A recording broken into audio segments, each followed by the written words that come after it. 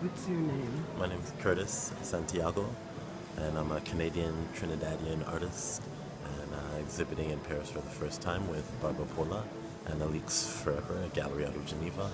And I'm showing my Infinity series, which is precious objects, small dioramas that contain a variety of stories, sometimes erotic, sometimes political, and yeah, just a range of stories we decided to show here. This one is called "Who Will Survive in America," referencing. That's a good question. Right? Yeah. This is like paradise. Yeah. Self-love is the title of this, and so the idea was wanting to show this woman in a moment where she's pleasuring herself, but the male gaze is nowhere present. So the male is just the golden. My energy is the golden pheasant in China, would often reference masculinity, and I'm just off to the side, just lucky to be near her.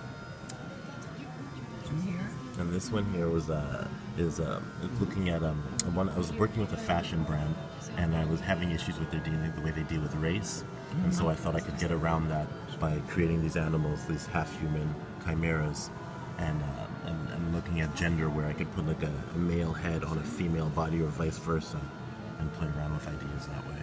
What was the brand? You don't want to say? No, I don't want to say, because they ended up trying to just take my work, and I was just like, nah, fuck that.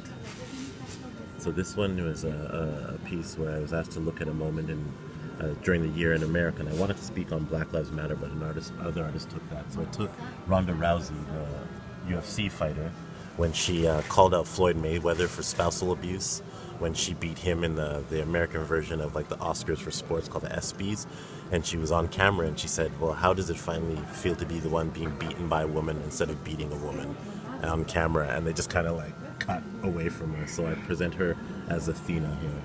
That's brilliant. This is kind of paradise.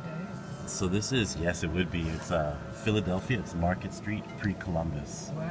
And I it's used to live in Philadelphia. Oh, yeah? It didn't look like that. So the Lenape tribe, when prior to Columbus coming, this is a wigwam, a space that they used to live in.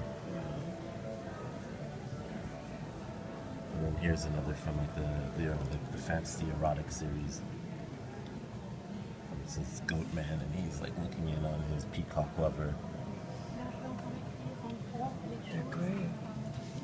So these must take a lot of patience. Yeah, a lot of patience. It's self-care. It helps me deal with everything else going around, you know.